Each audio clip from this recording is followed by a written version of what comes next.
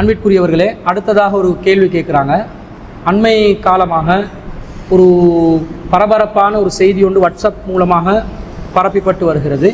அது என்னென்று சொன்னால், ஒரு தற்போதைய அரசாங்கத்தில் ஒரு அமைச்சர் ஒருவர் ஒரு அமைச்சின் ஒரு நிகழ்வொன்றின் போது ஒரு விளக்க கையில் ஏந்தி, அதே மாதிரி அந்த விளக்கை ஒரு புறாவை சுற்றி ஒரு விளக்கை வச்சு ஒரு நிகழ்வில் கலந்து கொண்டதை ஒட்டி முஸ்லீம் சமூக மத்தியில் பலதரப்பட்டவர்கள் மத்தியில் இது ஒரு விமர்சனமாக பேசப்பட்டு வருகிறது. பலரும் நம்மை அணுகி மார்க்கத்தில் இதற்கு அனுமதி உள்ளதா இல்லையா என்றதை தெளிவுபடுத்துங்க என்று சொல்லியிருந்தாங்க.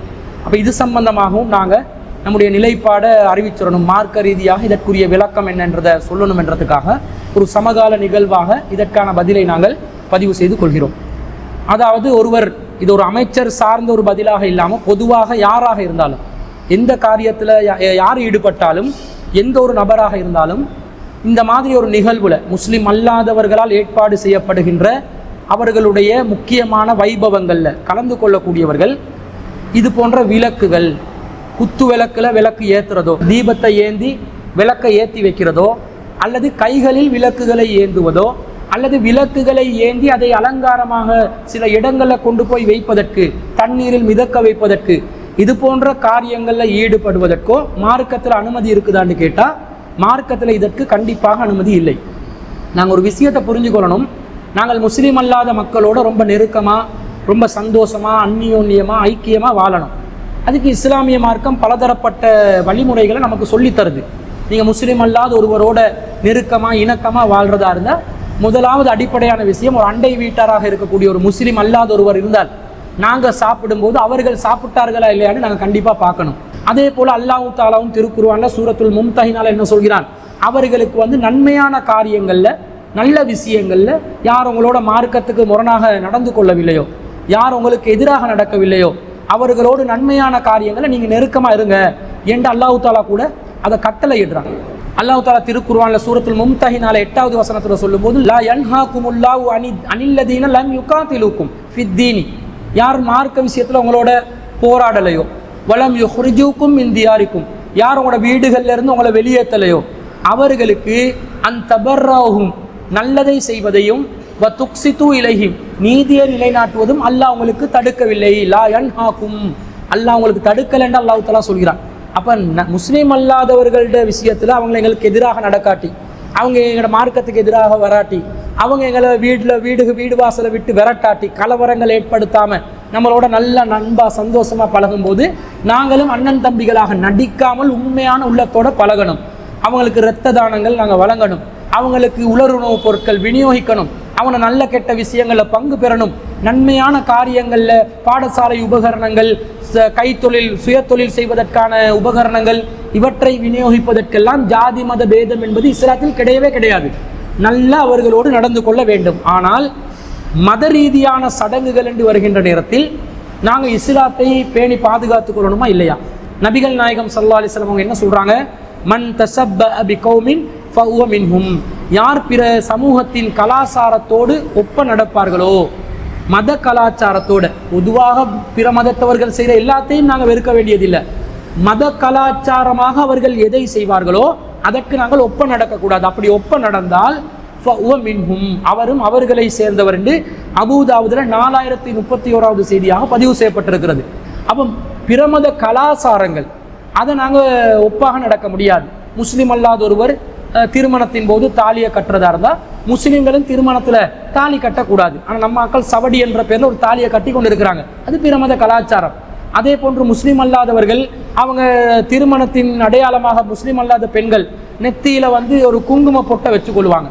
அதை முஸ்லீம் பெண்கள் வச்சுக்கொள்ளலாமான்னு கேட்டால் வச்சுக்கொள்ள முடியாது, அது மத கலாச்சாரம். அதே நேரத்தில் முஸ்லீம் அல்லாத ஒரு பெண் வாசனைக்காக வேண்டி தலையில் பூவை வச்சுக்கொள்வாங்க. அப்படி யாராவது ஒரு முஸ்லீம் பெண் வாசனைக்காக பூவை வச்சுக்கொள்ளலாமான்னு கேட்டால் அது இரவு நேரங்களில் தான் வாசனை திரவியங்களோட வெளியேறதுக்கு தடை இருக்குது. பகல் நேரங்களில் தாராளமாக அந்த பூவை வாசனைக்காக வைப்பது குற்றமாகாது. ஏன்னா அது மத கலாச்சாரம் அல்ல, அது ஒரு வாசனைக்காக, ஒரு உலக தேவைக்காக செய்யக்கூடிய ஒன்று. முஸ்லீம் அல்லாதவர்கள் உணவு சாப்பிடுகிறார்கள், அவங்க ஆடைகள் அணிகிறார்கள், அதில் மார்க்கம் தடுத்த விஷயங்களை தவிர மற்றதில் அவங்களோட ஒத்து போகலாம், அது மார்க்கம் தடுக்கலை. ஆனால் மத ரீதியான சடங்குகள் என்று வரும்பொழுது பூக்களை கைகள் ஏந்தி அந்த பூக்களை கொண்டு போய் அவங்களுடைய சிலைகளுக்கு நாங்கள் பூஜை நடத்துவதற்காக கொடுப்பதும், அதே போன்று தண்ணீரை புனித தண்ணீராக கருதி, புனித நீராக கருதி அந்த நீரை அவர்களுடைய சிலைகளுக்காக வேண்டி நாங்கள் பூஜை செய்வதும், அல்லது அவர்கள் மந்திர நூட்களாக வெள்ளை நூட்களில் ஏதோ ஒரு மந்திர சொல்லை சொல்லி அதை கைகளில் கட்டிக்கொள்வார்கள். கட்டுவதற்கு முன்பதாக எல்லோரும் சேர்ந்து அந்த நூலை கோர்வையாக பிடிச்சு கொள்ளணும் என்று சொல்லுவாங்க. இந்த மாதிரி கோர்வையாக சேர்ந்து பிடிச்சு அந்த மந்திரத்தை எல்லாரும் ஏற்றி அதுக்கு பவரை ஏற்படுத்தி இந்த மாதிரி ஒரு மத சடங்குல இந்த மாதிரி ஒரு நிகழ்வுக்கு கலந்து கொள்றதும், அல்லது ஒரு விழால வைபவத்தில் மெழுகு திரிகளை ஏந்தி அவர்களுடைய கடவுளுக்காக வேண்டி மெழுகு திரிய பற்ற வைங்க என்று சொன்னாலும், விளக்குகளை ஏந்தி கடவுளுக்காக வேண்டி இந்த விளக்குகளை நீங்க அர்ப்பணிங்க என்று சொன்னாலும், இதெல்லாம் மத ரீதியான சடங்குகள். இந்த சடங்குகள் செய்வதற்கு இஸ்லாத்துல நமக்கு அனுமதி இருக்குதான்னு கேட்டால் அனுமதி இல்லை. அதை நாங்கள் செய்யக்கூடாது. செஞ்சோம் என்றா அவர்களை சேர்ந்தவர்கள் என்று ரசூலா டிக்ளேர் பண்ணிட்டாங்க. அப்போ நாங்கள் இஸ்லாத்தை பாதுகாத்து கொண்டு தான் நாங்கள் பிற மக்களுக்கு அமைச்சராக செயல்பட்டாலும் சரி, ஊர் ஜமாத் தலைவராக செயல்பட்டாலும் சரி, ஊர்வாசிகளில் பெரியவர் ஒரு ஊர் தலைவராக இருந்தாலும் சரி, ஒரு தனிநபராக சமூகத்துக்கு நல்லதை செய்ய போகிறவராக இருந்தாலும் சரி, எல்லாமே நாங்கள் எப்போ செய்யணும்? எங்களுடைய இஸ்லாமிய வட்டத்தை பாதுகாத்து கொண்டு தான் செய்யணும். நானே காஃபிராகி கொண்டு அடுத்தவனுக்கு நல்லது செய்யணுமா? இது மார்க்கம் சொல்லுமா? முதல்ல நான் முஸ்லீமாக இருக்கிறது கட்டாயம் இல்லையா? முஸ்லீமாக இருப்பது தானுங்க எல்லா நபிமார்களுக்கும் அல்லாஹ் கட்டளையிடுறான். வபிதாலிக உமிர்து வஅன அவ்வலுல் முஸ்லிமீன். இவ்வாறு தான் எனக்கு கட்டளையிடப்பட்டது. இப்ராஹிம் நபிக்கு அல்லாஹ் சொல்றான், நான் முஸ்லிம்களில் முதன்மையானவராக இருக்க வேண்டும். முஸ்லிம் இஸ்லாம் என்பதுதான் முதன்மையாக இருக்கணுமே தவிர, இஸ்லாத்தை குழி தோண்டி புதைச்சி நான் அடுத்தவனுக்கு உதவி செய்யணும், சமூகத்துக்கு சேவை செய்யணும், இலங்கை நாட்டுக்கு சேவை செய்யணும் என்று வந்தால் இது மார்க்க ரீதியாக அனுமதிக்கப்பட்டதில்லை. இஸ்லாத்தை பாதுகாத்து கொண்டு உங்களுக்கு தாராளமாக என்ன செய்யலாம்? சமூக சேவைகளை செய்யலாம். நீங்கள் இஸ்லாத்தை ஏன் விட்டு கொடுக்குறீங்க? இதே முஸ்லீம் அல்லாத ஒருவருக்கு இஸ்லாத்தினுடைய ஒரு குர்பானி என்பது முஸ்லிம்களுடைய ஒரு முக்கியமான வழிபாடு, வணக்க வழிபாடு. ஃபஸல்லி ரப்பிக வன்ஹர். அல்லாஹ் 108வது அத்தியாயத்தில் 2வது வசனத்தில் அல்லாஹ் சொல்றான், உமது இறைவனுக்காக தொழுகையை நிலைநாட்டுவீராக, அறுத்து பலியிடுவீராக. தொழுகைக்கு கூட பள்ளிவாசல்ல வந்து எங்களோட சேர்ந்து நடிச்சு கூட அரசியல்வாதிகள் தொழுவாங்க. மக்கள் மத்தியில் காட்டுறதுக்கு உள்ளத்தால வெறுத்தாலும் தொழுவாங்க. அறுத்து பலியிடுவாங்களா? குர்பானி கொடுக்குறோம் வாங்க, முஸ்லீம் அல்லாத பிரமுகர் வாங்க, மத குரு வாங்க, எங்களோட பிராணியை நீங்க அறுத்து போடுங்க என்று சொன்னால் செய்வார்களா? செய்ய மாட்டார்கள். அப்ப என்ன விளங்குது? அவர்கள் அவங்களோட வட்டத்தை பேணுறாங்க. அந்த வட்டத்தை பேணி கொண்டுதான் நல்லிணக்கத்தை அவங்க பாதுகாக்கிறாங்க என்று வரும் பொழுது, நாம மட்டும் வட்டத்தை பேணாம எதுக்கு நல்லிணக்கத்தை பாதுகாக்கணும்? அப்போ இந்த மாதிரி ஒரு நிகழ்வுல நாங்கள் நிர்பந்திக்கப்படுவோம். இந்த மாதிரி நீங்க செய்யுங்க, நம்ம மத ரீதியான ஒரு சடங்குல நீங்களும் கலந்துக்கோங்க என்று சொன்னால் நாங்கள் என்ன செய்ய வேண்டும்? அவர்களுக்கு விளங்கப்படுத்த வேண்டும். அன்பிற்குரிய மக்களே, இந்த காரியம் மார்க்க ரீதியாக எனக்கு தடுக்கப்பட்டிருக்குது, இதை நான் செய்யக்கூடாது. அப்படியே நான் மார்க்க ரீதியான தடையை மீறி உங்களுக்காக வேண்டி அதை செய்வதாக இருந்தாலும் நான் நடிப்புக்காகத்தான் செய்வேன். உள்ளத்தால நான் நினைச்சு செய்ய மாட்டேன். அப்ப எனக்கு உங்களுக்கு முன்னாடி நடிக்கவும் விரும்பல, நான் உண்மையாக இருக்க விரும்புகிறேன். நான் நீங்க செய்யக்கூடிய ஒரு காரியம் உங்களுக்கு புனிதம், அது எனக்கு புனிதம் இல்லாத நிலையில நான் மனம் வெறுத்து அதை செய்கின்ற நேரத்தில் நான் உங்களோட புனிதத்தை சேர்த்து தான் கெடுக்கிறேன் ஆகிரும். அதனால நான் நடிக்காமல் ஒரு முஸ்லீமாக இருந்து எதிலெல்லாம் உங்களோட ஒத்து போக முடியுமோ அந்த எல்லா விஷயத்திலையும் நான் உங்களோட ஒத்து போகேன் என்று டிக்ளேர் பண்ணுங்க. இதுதான் மார்க்கம், இதுதான் இப்ராஹிம் நபியுடைய வழிமுறை. எல்லாரையும் வச்சு கேள்வி கேட்கும் பொழுது இப்ராஹிம் நபி அவர்கள் பெரிய சில கிட்ட கேளுங்கன்றாங்க. ஏன் கேட்க சொன்னாங்க?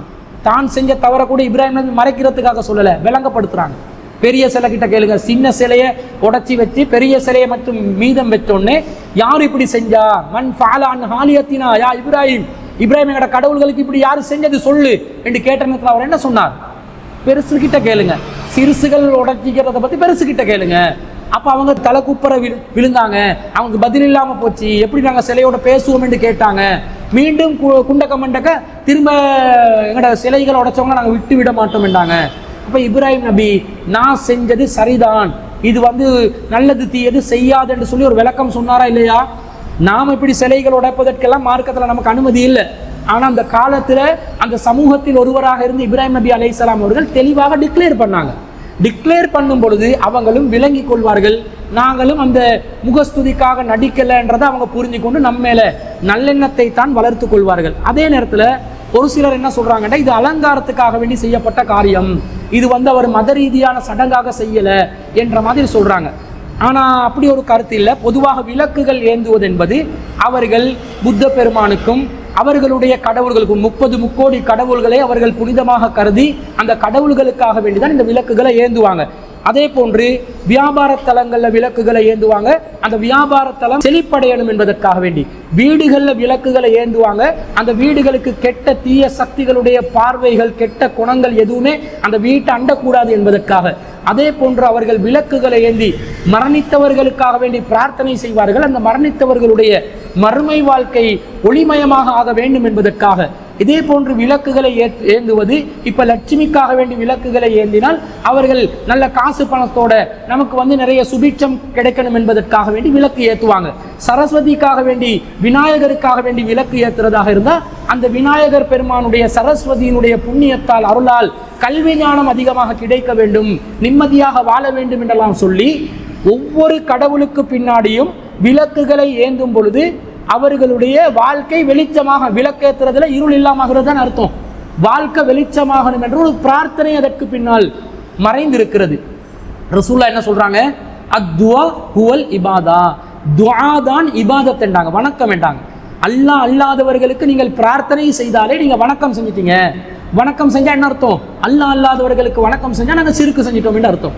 அப்ப சிறுக்கான ஒரு காரியத்தை நாங்க செஞ்சு கொண்டு நல்லிணக்கத்தை பாதுகாக்கிறது சரியா? நம்மளை சில சகோதரர்களை நாங்கள் பார்க்குறோம், நல்லிணக்கத்துக்காக வேண்டி பிற மத தேவாலயங்கள் எல்லாம் கூட்டி பெருக்கி துப்புரவு பண்ணி சிரமதான பணிகளில் ஈடுபட்டு அவர்களுடைய சிலைகளை எல்லாம் துப்புரவு செய்யக்கூடிய முஸ்லிம் ஆண்கள் பெண்களை ஏராளமாக நாங்கள் பார்க்கிறோம். நீங்கள் நல்லிணக்கம் என்ற பெயரில் உங்களோட மார்க்கத்தை விட்டு கொடுத்து விட்டீர்கள், நீங்கள் மார்க்கத்தில் வரம்பு மீறி விட்டீர்கள், அல்லாஹ்வுடைய கோபத்துக்கு ஆளாகி விட்டீர்கள். இணை கற்பிப்பதை அல்லாஹ் விரும்ப மாட்டான். உமை யுஸ்ரிக் பில்லா, யார் அல்லாஹ்வுக்கு இணை கற்பிக்கிறார்களோ ஃபக்கத் ஹர்ரம் அல்லாஹு அலைஹில் ஜன்னா, அவர்களுக்கு அல்லாஹ் சொர்க்கத்தை ஹராமாக்குறான் என்றான் அல்லாஹ். அப்போ சொர்க்கம் ஹராமாக்கப்படுகின்ற ஒரு அப்பட்டமான ஒரு அநியாயமான காரியத்தை நாங்கள் செய்யலாமா? இன்ன சிறுக்கல் அலுலுமன் அலி, சிறுக்கு என்பது மகத்தான அநியாயம் என்று அல்லாஹ் சொல்கிறான். எது மகத்தான அநியாயமோ அதை பிற மதத்தவர்களுடைய மெச்சுவதற்காக வேண்டி நல்லிணக்கம் என்ற போர்வையில நாங்கள் செய்யக்கூடாது. அப்ப அமைச்சு பதவியிலையோ பிரமுகர்களாக இருக்கக்கூடியவர்களோ இது போன்ற நிகழ்வுகள்ல நிர்பந்திக்கப்பட்டால் தெளிவாக டிக்ளேர் பண்ணி அந்த இடத்தை விட்டு நீங்க இது எங்களுக்கு காரியம் தகுந்த உகுந்த காரியம் அல்ல என்று ஒதுங்கி இருந்து விடுங்கள்.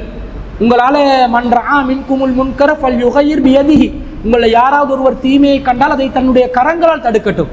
ஃபமல்லம் யஸ்ததி, சக்தி இல்லாவிட்டால் ஃபபிலிசானிஹி, நாவால் தடுக்கட்டும். ஃபமல்லம் யஸ்ததி, அதுக்கும் சக்தி இல்லாவிட்டால் ஃபபி கல்பிஹி, உள்ளத்தால் வெறுக்கட்டும். ஃபதாலிக அலஃபுல் ஈமான், அதான் ஈமான்ல கீழ்த்தரம் என்றாங்க ரசூலுல்லாஹ். குறைஞ்சபட்சம் உள்ளத்தால வெறுக்கணும். சக்தி இருந்தால் கையால தான் தடுக்க முடியாது, நாவால தடுங்க, சொல்லுங்க. அப்ப அவங்களும் புரிந்து கொள்வார்கள்.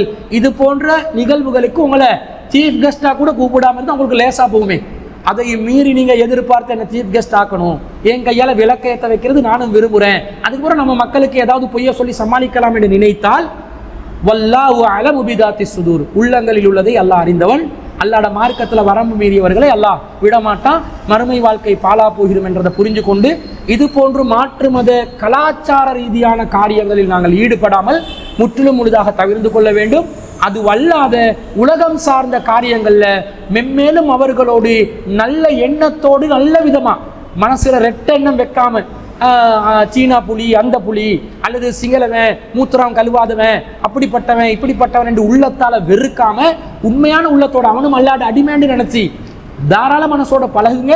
அதை விட்டுட்டு மார்க்கத்தை விட்டு கொடுத்து நல்லா பழகணும் என்றது மார்க்கத்துக்கு முரணான ஒரு காரியம் என்பதை இதற்கு நாங்கள் பதிலாக பதிவு செய்து கொள்கிறோம். எனவே அன்பிற்குரியவர்களே, இன்றைய வாரத்துக்கான கேள்வி பதில் நிகழ்ச்சியை நாங்கள் இத்துடன் நிறைவு செய்து கொள்கிறோம்.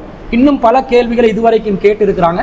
அந்த கேள்விகளுக்கு இன்ஷா அல்லாஹ் ஒவ்வொரு வாரமும் புதன்கிழமைகளில் இரவு 8 மணிக்கு இன்ஷா அல்லாஹ் பதில்கள் தொடரும். சில காரியங்களுக்கு அவசரமாக பதிலளிக்க வேண்டிய மாதிரி சில சமகால நிகழ்வுகள் ஏற்பட்டால் சிடிஜையின் உங்கள் கேள்வி நேரம் ஊடாக நாங்கள் அவசரமாக கூட பதில் அளிக்கலாம். அப்படி இல்லாத பட்சத்தில் ஒவ்வொரு வாரமும் புதன்கிழமை இரவு 8 மணி தொடக்கம் இன்ஷா அல்லாஹ் நம்மளோட சக்திக்கு உட்பட்டு எத்தனை கேள்விகளுக்கு பதிலளிக்க முடியுமோ அத்தனை கேள்விகளுக்கான பதிலை நாங்கள் வெளியிடுவோம். திரையில் தென்படக்கூடிய வாட்ஸ்அப் இலக்கத்துக்கு 9764154245 என்ற வாட்ஸ்அப் இலக்கத்துக்கு உங்களுடைய கேள்விகளை, உங்களோட பேரு ஊரு, கேள்வியை சுருக்கமாக கட்டுரைகளை அனுப்பாமல் கேள்விகளை சுருக்கமாக அனுப்புங்க.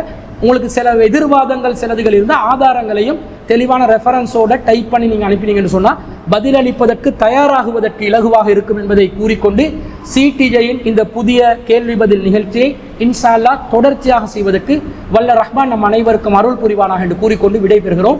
வாஹிர் தாவானா அல்ஹம்துலில்லாஹி ரப்பில் ஆலமீன். சுப்ஹானக அல்லாஹும்ம வ பிஹம்திக அஷ்ஹது அல்லா இலாஹா இல்லா அன்த அஸ்தக்ஃபிருக்க